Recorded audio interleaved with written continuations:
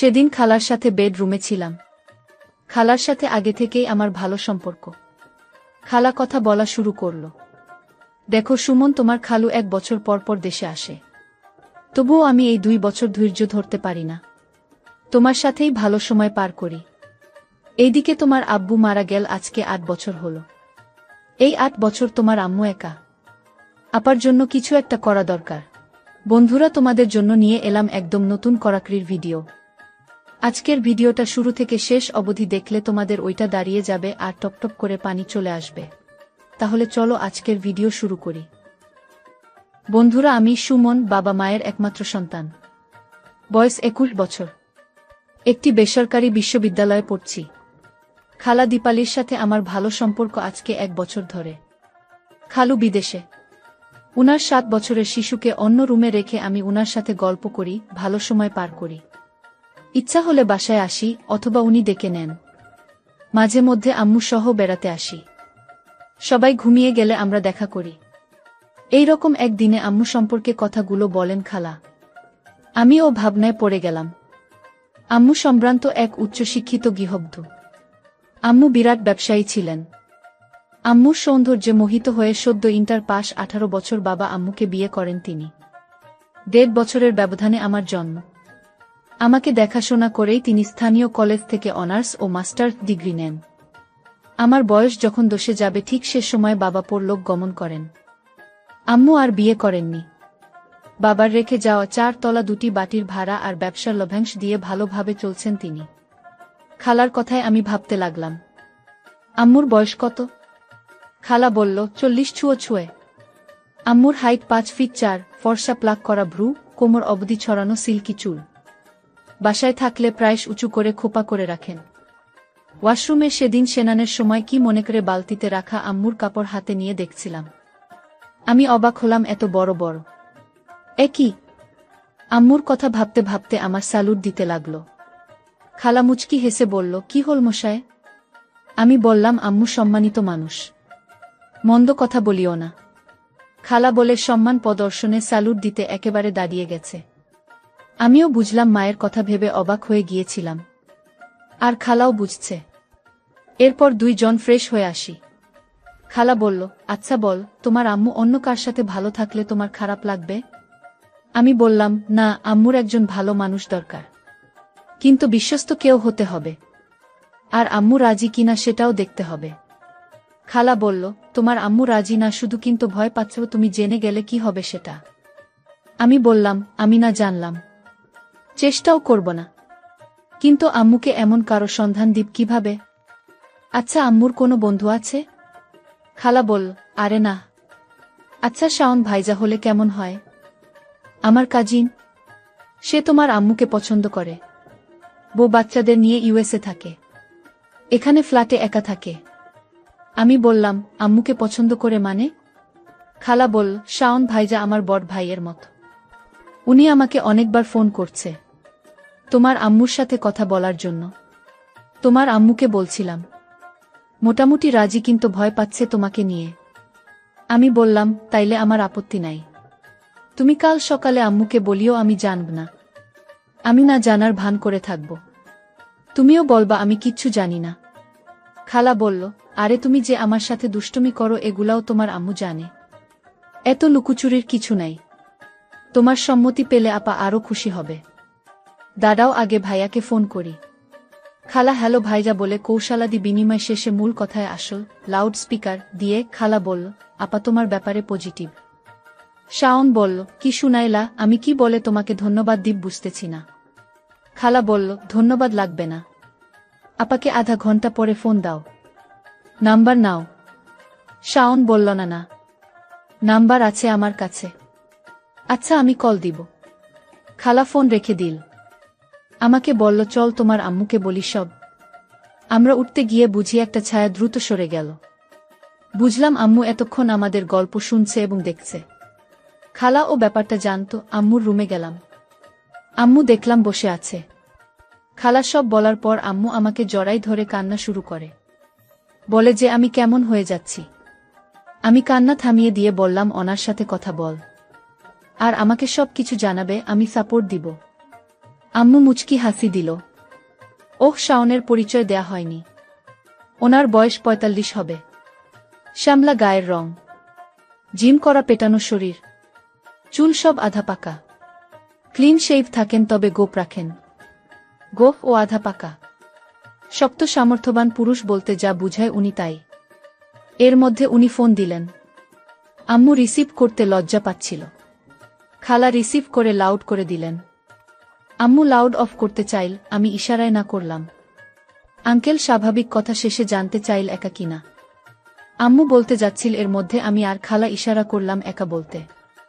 আম্মু বলল যথারীতি। উনি ফোনে কথা বলার অনুমতি চাইল। আম্মু না না করতেছে। আঙ্কেল ওই দিক থেকে আর আমরা এই দিক থেকে প্রেসার দিয়ে হ্যাঁ বলালাম।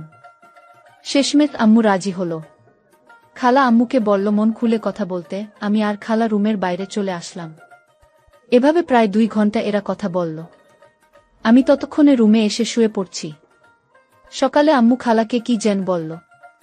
বুঝলাম আম্মু লজ্জা পাচ্ছে। আমি বললাম, জোরে বলেন আম্মু, আমি কিছু মনে করব না। আম্মু মাথা নিচু করে রইল। খালা বলা শুরু করল, আসলে শাওন ভাই আজকে সন্ধ্যায় উনার এপজেন্টমেন্টে ডাকছে। আমি বললাম, তো যাক, সমস্যা কি? খালা বলল, উনি বলছে তোমার আম্মুকে একটু পার্লারিং করতে, একটু মেক ওভার করা, আর চুলগুলোকে গোল্ডেন করতে বলছে। আমি অবাক হলাম উনার কথা শুনে। গোল্ডেন করলে আম্মুকে নায়িকাদের মতো মনে হবে। আমি সম্মতি দিলাম। খালা আম্মুকে পার্লারিং করে নিয়ে আসল ঘন্টা 2-1 পরে।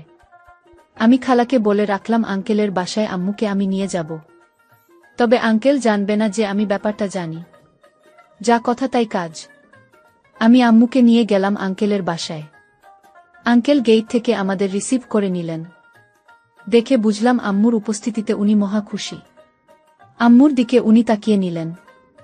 আম্মুকে বেশ চমৎকার লাগছে। সোনালী রঙের জর্জেট শাড়ি, চুলগুলো উঁচু করে খোপা বাঁধা রজনীগন্ধা দিয়ে। আম্মুকে ফ্রেশ হতে আঙ্কেল একটি রুম দেখিয়ে দিল। আমি আঙ্কেলকে কাছে ডেকে বললাম, দেখেন আমি সবকিছু জানি। আমি চাই আম্মু সুখী হোক, তবে আমি দেখতে চাই। আঙ্কেল খানিকটা হচকিয়ে গেল, আমাকে উনার বেডরুমে একটা জানালার পাশে নিয়ে গেল। কিছু কথা ওনার সাথে বললাম, এরপর আমরা চলে আসলাম। আম্মু জাস্ট হাত মুখ একটু ধুয়ে আসলেন। রাত হওয়ায় আমরা খেতে বসলাম। খাওয়া পরব শেষ করে যে যার রুমে চলে গেলাম। ঘণ্টাখানেক হবে। আমি ঘড়ি দেখি রাত 1টা হবে। আঙ্কেল দরজা খুলে বের হয়ে আম্মুর রুমে গেলেন। আম্মু বের হয়ে আগে আমার রুমে গেলেন। বাইরে থেকে ভালো করে লক করে দিলেন, দিয়েই ফিরে আসেন আঙ্কেলের সাথে।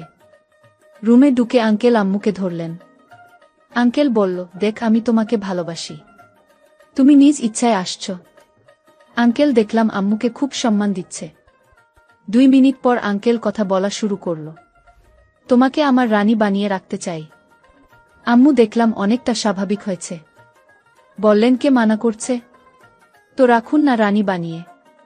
এভাবে কিছুক্ষণ খেজুরে আলাপ চালিয়ে আঙ্কেল অদ্ভুত আচরণ করতে লাগলেন। এরপর আম্মু বলা শুরু করলেন, আসলে হাজবেন্ড মারা যাওয়ার পর অনেকের অনেক প্রপোজাল পেয়েছি, কিন্তু কারো ডাকে সাড়া দেয়নি। হঠাৎ কি হলো জানি না, আপনাকে ভালোবেসে ফেললাম। আজকে নিজেকে অনেক খুশি মনে হচ্ছে। এই কথা শুনে আঙ্কেল অনেক খুশি হলেন। কিছুক্ষণ সেই কথা বলে আম্মু ঘড়ির দিকে তাকিয়ে দেখেন রাত 4টা। আম্মু বললেন, রাত অনেক হয়েছে, এবার আমি রুমে যাই। আঙ্কেলও বাধা দিল না। ওয়াশরুমে ঢুকে ফ্রেশ হয়ে বের হন। দেখলাম আম্মু চুল এলো খোপা করলেন। আম্মু বের হয়ে আমার দরজার দিয়ে নিজের রুমে চলে গেলেন। আম্মু ভাবছে আমি হয়তো ভিতরে ঘুমিয়েছি। আম্মুর রুমের লাইট অফ হওয়ার পরে আঙ্কেলের রুমে গেলাম। আঙ্কেলকে থ্যাঙ্কস জানালাম। আঙ্কেলও খুশি হলেন। আঙ্কেলের ফোনে একটি কল আসল, দেখলাম খালা ফোন করছে। আঙ্কেল বলল উনি খুব খুশি হয়েছে, আরও 2 দিন আম্মুকে এখানে রাখার জন্য কথা বলতে বললেন। আমি আমার রুমে চলে আসলাম।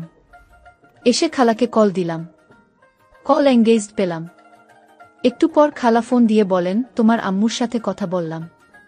আপাতত অনেক হ্যাপি, সুখে কান্না করে দিয়েছেন। উনি আরও কয়েকদিন থাকতে চাচ্ছেন। তুমি না হয় আমার বাসায় চলে আসো, এখান থেকে তো ভার্সিটি কাছে। খালাকে বললাম, আমি ক্লাস ব্লাঙ্ক দিব কয়েকদিন। আম্মুর সুখের জন্য একটুক তো করা উচিত। খালা মৃদু হেসে ফোন রেখে দিলেন। আমিও সেদিনের মতো ঘুমিয়ে গেলাম। পরদিন সকালে সব স্বাভাবিক মনে হল। আম্মু ঘরণীর মতো রান্নাঘরের দায়িত্ব নিল। সকালের নাস্তা তৈরি করলেন। আমি আর আঙ্কেলকে সার্ভ করলেন। আম্মু শাড়ি পরা ছিল। আঙ্কেলের পাশে এসে আঙ্কেলের পাতে মাংস তুলে দিচ্ছিল আম্মু। নাস্তা শেষে আমি আমার নির্ধারিত রুমে চলে আসলাম। আঙ্কেল ও পিছনে পিছনে আমার রুমে আসল। এসে আমাকে বলেন তিনি এখন বের হবেন, কাজ আছে উনার। উনি এরপর উনার কাজে বাইরে চলে গেলেন। আম্মু বাড়ির বাকি কাজ সেরে নিয়ে সেনানে গেলেন। সেনান সেরে নতুন একটা শাড়ি পরে নিলেন। আমি আম্মুকে জিজ্ঞেস করলাম, আঙ্কেল কেমন মানুষ? আম্মু উত্তর দিলেন, ভালো। আমি কথা বাড়ালাম না। দুপুরে আঙ্কেল আসলেন। লাঞ্চের আমি ফ্রেন্ডদের সাথে আড্ডা দিতে বাইরে গেলাম। রাত 9টায় বাসায় ফিরে দেখি আম্মু ডিনার সার্ভ করছেন। এরপরের দিন আঙ্কেল ব্যবসায়িক কাজে 1 সপ্তাহের জন্য বাইরে যান। আমি আর আম্মু বাসায় চলে আসি। বাসায় 2 দিন থাকার পর আম্মু কেমন যেন করতে থাকেন। আমি বুঝতে পারলাম। আমি 3 দিন পর খালাকে ফোন দিয়ে আমার আর আম্মুর অবস্থা বললাম। খালা বলল, দাদাও আমি আসি। সন্ধ্যায় খালা আসো। আম্মু রাতের রান্না বসাতে গেলে আমি আর খালা আমার রুমে কিছুক্ষণ গল্প করে ডিনার শেষে খালা আর আম্মু বেডরুমে গেল। কি মনে করে আম্মুর বেডরুমের জানালায় পাশ দিয়ে যাচ্ছিলাম।